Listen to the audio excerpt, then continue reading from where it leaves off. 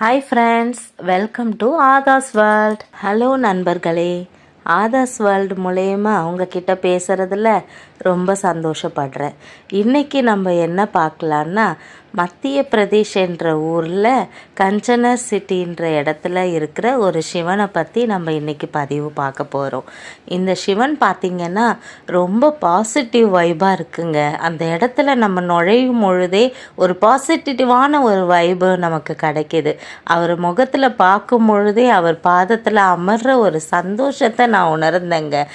இந்த சிவனை பற்றி சொல்லணும்னா, இவரோட அடி பார்த்திங்கன்னா 76 அடியில் இந்த சிவனை உருவாக்கியிருக்காங்க.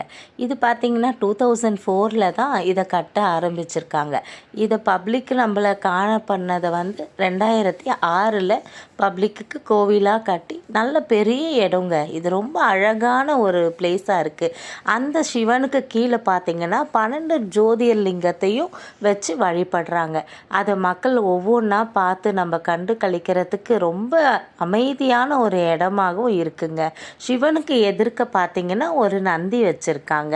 மக்கள் அதை நல்ல ஒரு சாம்பிராணி ஏற்றி ஊதுவத்தி கொளுத்தி நல்ல ஒரு வைப்பில் அங்கே அமர்ந்து நிறைய ஸ்லோகங்களை சொல்கிறாங்க.